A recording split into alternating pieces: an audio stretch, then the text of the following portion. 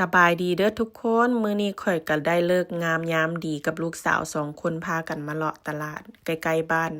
มาเบิ่งกันเลยว่าจะมีหยังแหน่ตลาดตัวนี้ก็คือบ่อยู่ไกลจากบ้านข่อยอยู่ประมาณ5นาทีนี่แหละแล้วก็เครื่องขายก็คือหลายแฮงทุกคนเข้ามานี่ก็แบบตื่นตาตื่นใจในจักหน่อยเพราะว่าเขาเจ้าเอาแนวกินมาหลายเดี๋ยวนี้ก็คือแบบอาหารเอเชียอาหารแบบบ้านเฮาก็จะมีเกือบว่าครบเกือบเบิดทุกอย่างมีเบิดอยากกินหยังก็ได้แต่ว่าจะบ่ได้สดคือจังอยู่บ้านเฮาเนาะแต่ว่ารสชาติก็บ่ต่างกันหลายเฮาก็ต้องเอามานึ่งเอามาทอดบ่หรือเอามาเฮ็ดหยังก็ได้เนาะที่ว่าอ่านเบิ่งตามป้ายที่ว่าเพิ่นบอกให้เฮ็ดนะประมาณนี้เลยเพราะว่าอาหารเป็นลูกมักเนาะก็เลยพาลูกสาวไปซื้อก็ได้มาหลายอย่างเติบทุกคนโซนผักโซนซีนโซนปลาก็จะจัดเป็นโซนกันไปแต่ข่อยบ่ได้ไปถ่ายโซนผักให้เบิ่งมื้อนี้เพราะว่าข่อยบ่ได้ซื้อผักตอนเช้าหันข่อยมาเทื่อนึงแล้วมาผู้เดียวก็ซื้อผักมื้อแล้วก็จะเป็นประมาณนี้ปลาแซลมอนก็คือเป็นตะกินแฮงสีส้มเหลืองอ้อยห้อยเป็นตาแซ่บเป็นตาตำกระดอเนาะทุกคนว่าบ่นี่เป็นประมาณนี้เลยแล้วก็มาผ่านบ่ได้เพราะว่าลูกสาวมากหลายมากกินนะ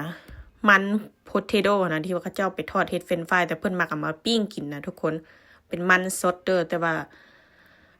ถึกอยู่นี่นะข่อยก็เลยว่าซื้อไปนำแล้วก็ยังมีมันหวานพร้อมมันหวานก็คือหัวใหญ่แฮงข่อยก็เว้าผิดเว้าถูกมันหวานเกือบว่าหวานมันหวานมันหวานเนาะทุกคนก็ได้มา3หัวเพราะว่าข่อยบ่ได้เอาหลายบ่มีไผกินนำข่อยไปกินผู้เดียวกินบ่เบิดเอาไปหลายก็กินบ่เบิดนี่มานี่ก็มาซื้อขนมชิปให้ลูกเพิ่นว่าแม่อย่าเฝ้าเมื่อเด้เจ้าลืมขนมชิปให้ข่อยหลังจากนั้นก็พากันมาแท็กออกเนาะ2คนแม่ลูกได้โอกาสคนก็บ่ค่อยหลายปานใด2แม่ลูกก็พากันเลาะย่างแบบจับเอาอยากได้หยังก็หิบจับเอาไว้ลูกแม่เฝ้าเมื่อหาน้องวะลูกสาวก็โอเคอีแม่อย่าเฝ้าจังได๋เฮาลืมแล้วว่าเฮาอยากได้หยังว่าซั่นก็พากันล้มกันอ้อยๆ2คนได้แล้วก็แม่ก็มาสแกนออกเนาะก็มาแท็กออกมาไล่ราคามาจ่ายเงินนั่นแหละเนาะทุกคนก็ปกติ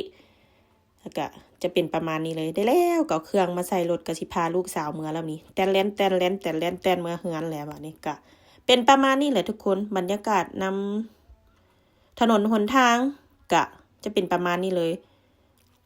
ไฟแดงก็จะให้ตรงเต็งอยู่เทิงพุ่นนี้ทุกคนบ่ได้คืออยู่บ้านเฮานี่บ้านเฮาจะอยู่น้ำหลักไฟแม่นบ่เนาะอยู่ทำข้างทางก็จะเป็นแบบนี้แหละบรรยากาศเนาะทุกคน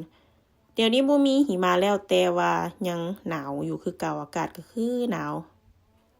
อีหลีได้เห็นจังสีแดดๆนี่หนาวโอเคทุกคนบ๊ายบายเด้อพอกันใหม่วิดีโอหน้าขอบใจทุกๆการรับชมเด้อ